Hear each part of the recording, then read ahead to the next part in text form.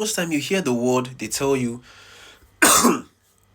oh, to live in this world, you have to be this, you have to be that. I was in an entrepreneurship program. I was on a live, well, I say conference, and they were like, the world we live in is a tug of war. To be an entrepreneur, you need to survive in this world. You need to do this, you need to do that. Come on.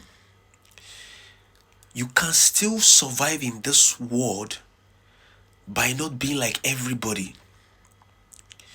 Most people who are entrepreneurs today doesn't mean you have to be like them to achieve their own success. You can still be kind. You can still be polite. You can still be consistent. You can still be ambitious without having to be aggressive because you want to gain something. We now live in a world where we now have mental giants. It is not about our physical strength anymore. Thank you for the gift, Jennifer. We now live in a world where it is about your mental giant. The world want to see what you can produce. Look at this little boy, Vitalik, the CEO of Ethereum, the guy who founded Ethereum. Just one guy. But if you tell you what's in here, so we are now in an era where it is about mental giant. You gotta learn how to use your brain more. That is where the world is moving to. It's about your aura. It's about your energy. You can have a person who has strong aura and energy, and you can still be silent, calm, and have dominance. I hope you understand me. So, learn to do things differently. Don't move with the crowd. The crowd is lost. The world wants unconventional things. The world wants to see the real you, not what you literally show the world that you want the world to be. You understand me? So you must have a mind like a child. To survive in this world now, you must have the childlike mind. You must have an innocent heart. That doesn't mean you are not dangerous. No, you can be dangerous and still have an innocent heart. Understanding that you use those strengths only when it is needed, not to abuse it. Samson in the Bible that was given a strength. Before God Almighty gave Samson that strength, he knew that Samson is not going to abuse it. Did you ever hear in the Bible where Samson went to molest people, he went to rob, he went to do this, he went to cause problem? No, Samson never did that. He used his strength to fight the war to the Philistines. He used his strength to fight off people, to fight off things, to defend. Right?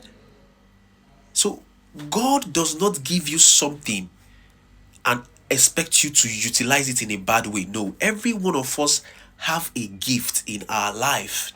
It is left for you to check those gifts that you have been given and capitalize on those gifts and use it in a way properly that makes the heart of God rejoice.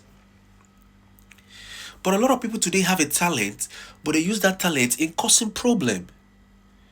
They use that talent in causing unnecessary things that are not cool. They use that talent in doing things that are not pleasing to God, that are not generating happiness to God. So when you have a talent, use that talent to change the life of people. Use that talent to make the heart of God rejoice. That is what you guys need to do.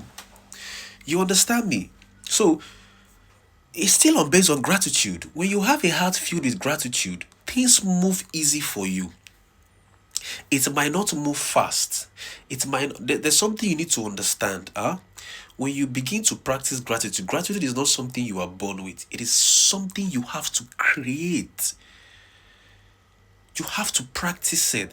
And when you practice it, your brain adapts this thing and it becomes part of you. It's just like a person who goes to the gym. At first, when you started working out, you did not know what you were doing.